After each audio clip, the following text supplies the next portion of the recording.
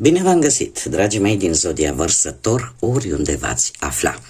Bine ați venit tuturor pe canalul meu Tarot Flori de Loto. Numele meu este Nina, pentru cei care nu mă cunosc, și ca de obicei mă bucur să vă am alături, atât pe dragii mei abonați, cum de asemenea și pe cei care poate sunteți pentru prima oară aici pe canal. Azi voi face, așa cum v-am obișnuit, o lectură atemporală, fără limită de timp. Ce înseamnă asta? O lectură pe care voi să o puteți urmări oricând doriți sau atunci când apare în viața voastră. În tarot coincidențele nu există, așa că dacă ați ajuns aici, sigur, o informație, un mesaj important trebuie să ajungă la voi. Un aspect important, dragilor, de care trebuie să țineți cont, este acela că voi vă construiți viitorul. Așa că vă rog din suflet să luați decât acele mesaje care rezonează cu voi, iar restul lăsați-le să zboare în univers, pentru că sigur sunt pentru alte energii, pentru alte persoane care, într-o mai mică sau mai mare măsură, au o legătură cu Zodia Vărsător. Cum de asemenea, dacă nu veți rezona deloc cu această lectură, nu face nimic, puteți viziona celelalte zodii care pot reprezenta pentru voi poate ascendentul, luna, Venus sau oricare altă planetă importantă din cartea voastră astrală. Așa că, dragilor, toți cei care aveți soare, lună, Venus, ascendentul în Zodia Vărsător, atunci această lectură este de asemenea și pentru voi. Și începem această lectură, dragii mei, cu acest oracol al ceștii de cafea. Și haideți să vedem situația actuală pentru voi, dragilor. Într-un trecut nu foarte îndepărtat, posibil ați fost într-o călătorie, fie ea fizică sau spirituală. Avem oceanul. Ori ați fost într-o călătorie, poate în străinătate sau pe o distanță foarte lungă. Unii dintre voi posibil chiar v-ați mutat, poate, pe alte plaiuri, pe alte meleaguri. Dacă nu, vorbim, cum am mai spus, de o călătorie meditativă, o călătorie spirituală, pentru că poate ați vrut să aflați niște lucruri importante pentru voi.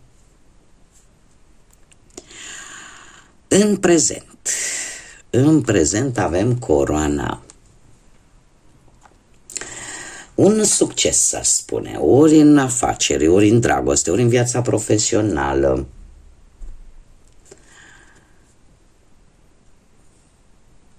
E posibil, unii dintre voi, să aveți o anumită persoană pe lângă voi care să nu prea vă mai placă. Să simțiți așa că vă cam deranjează.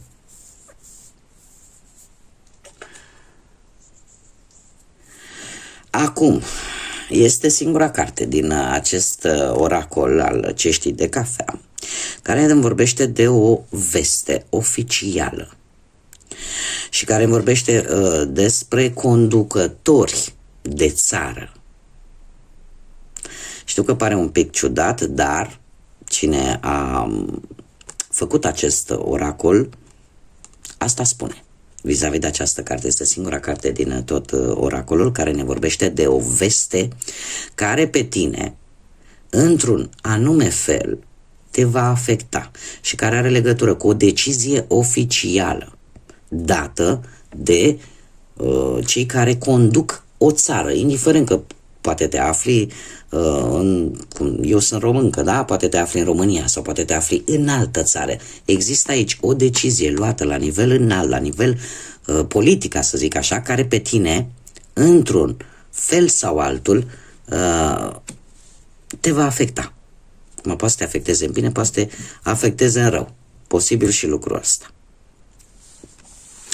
Într-un viitor apropiat avem pisica, care ne vorbește de bârfe, ne vorbește de gelozie,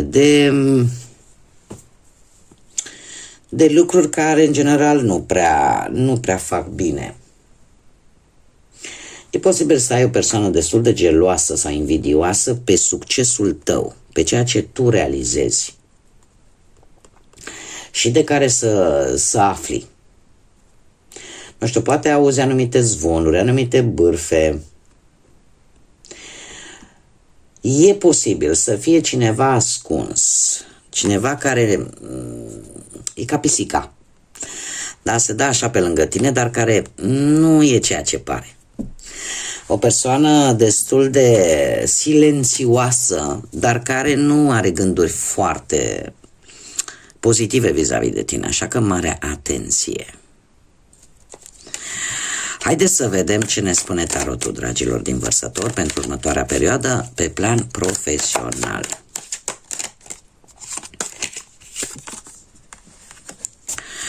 Și avem un as de monede. Un as de monede. Se pare că în ultima vreme, într-un trecut nu foarte îndepărtat, ai făcut așa o mișcare destul de promițătoare, destul de bună, sau poate ai primit o nouă responsabilitate la locul de muncă, sau poate ai primit vreo veste bună, sau poate ați obținut vreun job, unii dintre voi, care a avut o activitate total nouă față de ce ați făcut voi până acum. În prezent, în treiul de cupe îmi vorbește de o situație destul de mulțumitoare, aș spune, la nivel profesional. Și unii dintre voi sunteți chiar pe punctul posibil de a celebra un nou job. Totuși avem turnul. Turnul care vine cu o schimbare în cazul în care voi nu sunteți foarte precauți. Ar trebui să fiți foarte atenți în următoarea perioadă să nu comiteți greșeli, să nu intrați în conflicte cu șefii, cu colegii, pentru că poate apărea o schimbare de job. Mare atenție și mai ales, după cum bine am văzut aici, există cineva care tace și le face. Deci mare atenție, uite, chiar n-am să vă las așa pentru că totuși turnul ne vorbește de un eveniment care vine pe nepusă masă și care vine într-o manieră destul de dură. Și uite, am mai scos încă o carte care este un rege de bâte, dragilor. Totuși există cineva care este relaționat cu viața ta profesională dintr-o zodie de foc, berbec, leu, săgetător, în care tu poți avea încredere și care te poate oarecum sprijini. Dar trebuie să vă spun că totuși încercați să nu răspundeți la provocări, încercați să nu dați tot din casă, ca să zic așa. Și fiți un pic mai precauți la persoanele care sunt în jurul vostru pe partea asta a carierei, cel puțin, al vieții profesionale, al locului de muncă. Da? Pentru că se pare că totuși se poate evita acest turn, se poate evita această situație neplăcută, total neplăcută pe partea asta a muncii. Haideți să vedem cu bănuții cum stați. Cum stă, dragii mei, din Vărsător. Și avem o transformare care a avut loc. Nu știu dacă... Haideți să vedem următoarea carte. Avem arcanul major, moartea. Nu știu dacă zodia Scorpion are ceva legătură cu partea asta a banilor pentru unii dintre voi. Dar într-un trecut nu foarte îndepărtat, pe partea asta a banilor ați avut parte de o surpriză. O surpriză, eu aș zice, total neașteptată, că de-aia e surpriză, ori vreun câștig neașteptat, ori o situație care ți-a adus, cum să spun eu, o schimbare bruscă la nivel de bănuți. În prezent, cu acest nou de bâte, se vede clar că ești pe punctul de a rezolva ceva financiar, dar cumva, exact când mai aveai un pic, ceva se întâmplă. Ceva se întâmplă și îți blochează un pic succesul. Sunt anumite blocaje care pot apărea și pe care le traversezi în acest moment. Eu aș spune că nu este ușor. Sunteți într-o situație în care parcă vă este un pic mai greu ca de obicei să vă achitați de toate cheltuielile lunare, dar cumva eu spune că sunt mari șanse să primiți ori vreun ajutor, ori pur și simplu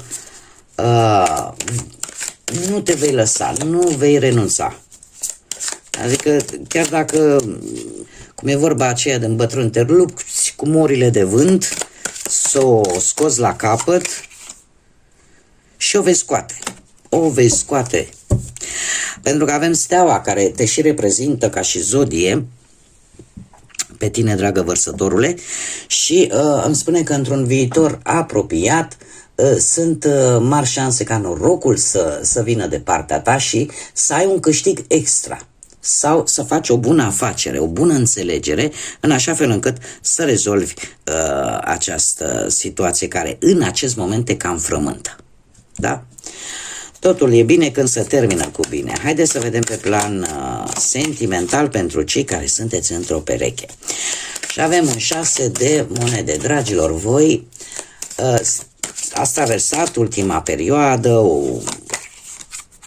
relația voastră a trecut printr-o stare de cum să spun eu, de armonie, de compasiune, de înțelegere, a fost foarte echilibrată.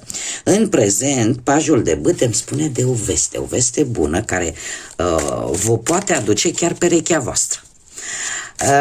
Pajul de bâte este renumitul aducător de vești. Totuși,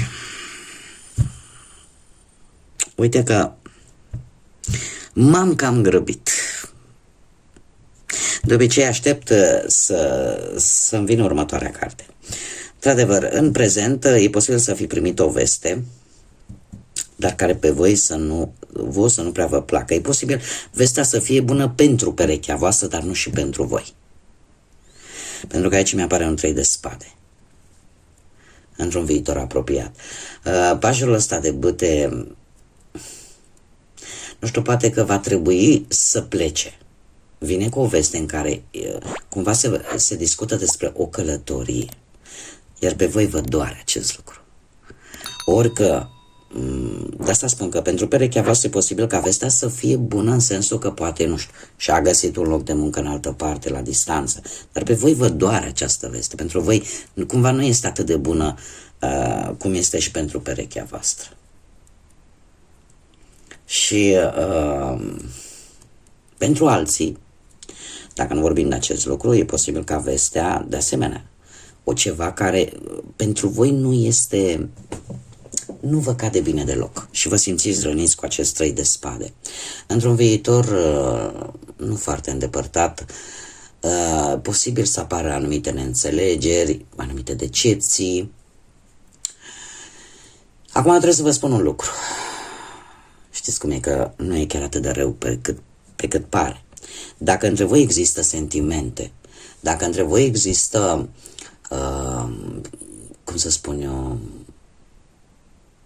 ceea ce există între voi este adevărat, este sincer, atunci cumva lucrurile se pot ameliora.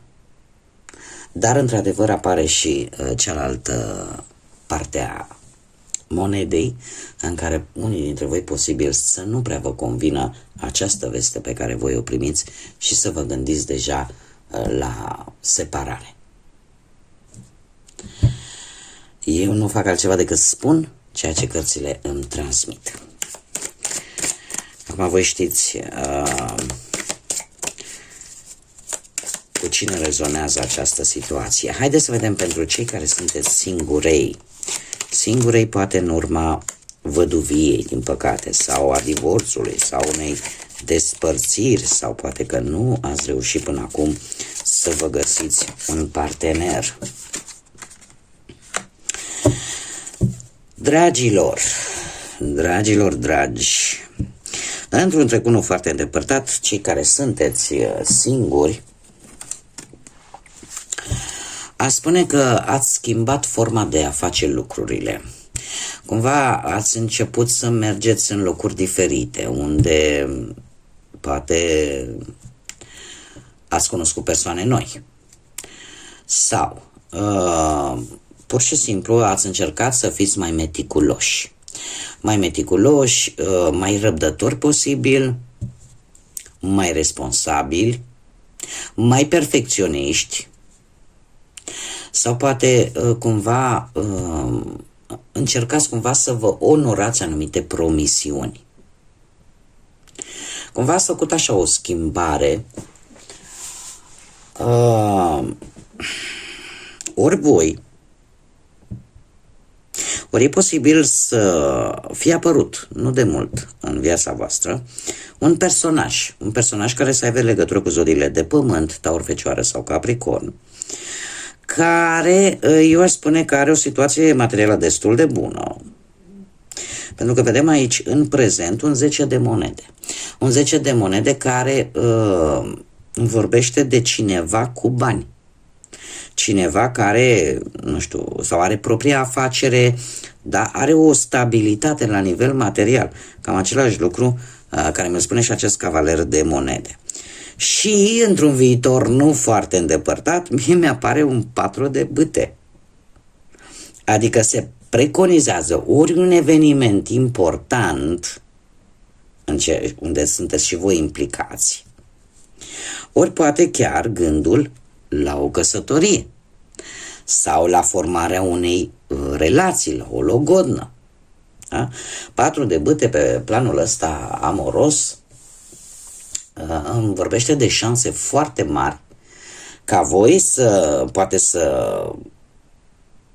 mergeți sau să vă regăsiți cu această persoană la un eveniment. La un eveniment, fie el, nu știu, botez, nuntă, un eveniment, un eveniment important pentru voi. Sau, cum am mai spus, gânduri de a forma o relație oficială. Acum, haideți să vedem ce mesaj are Universul pentru voi, dragii mei din Vărsător, pentru următoarea perioadă. Un mesaj, te rog. Ce-a sărit? Haideți să vedem.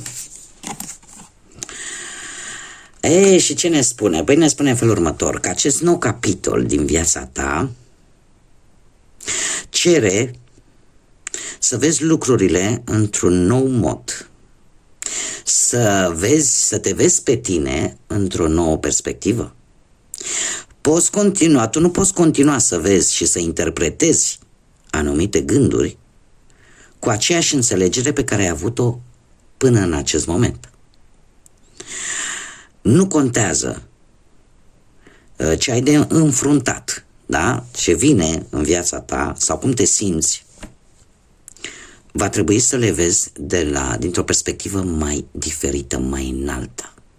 Este un îndemn, este un mesaj care te îndeamnă să accepti schimbarea care vine în viața ta, să accepti un nou capitol care vine în viața ta și care poate fi legat de orice aspect al vieții, fie el de carieră, de bani, de dragoste, da, indiferent pe ce aspect al vieții vorbim, cert este că un nou capitol vine în viața ta, iar tu va trebui să începi să vezi lucrurile într-un mod diferit, să începi să abordezi un nou stil de viață, un nou proiect de viață și o nouă modalitate de a gândi, să te adaptezi la noile vremuri, la noile capitole care vin în viața ta.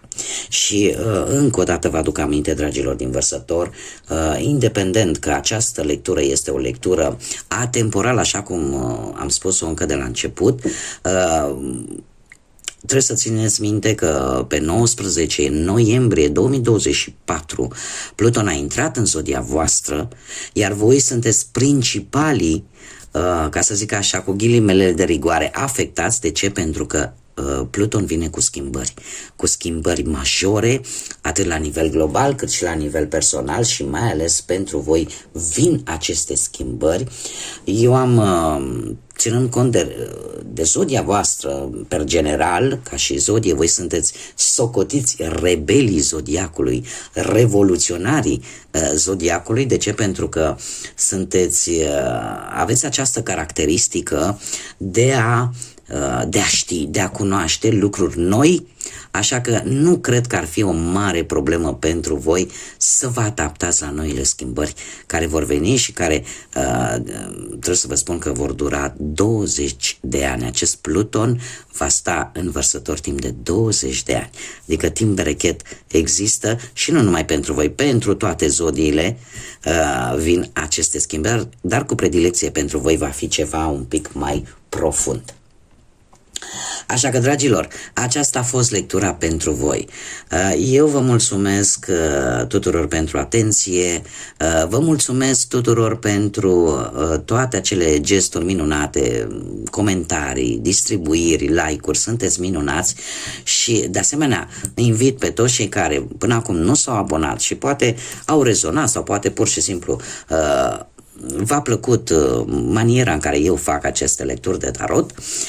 Eu vă aștept și vă invit cu mare drag să vă abonați, este gratuit, cum de asemenea nu uitați desigur de acest suport de care are nevoie acest proiect frumos pe care eu l-am deschis aici pe YouTube. Nu uitați de like-uri, de distribuiri și de comentarii.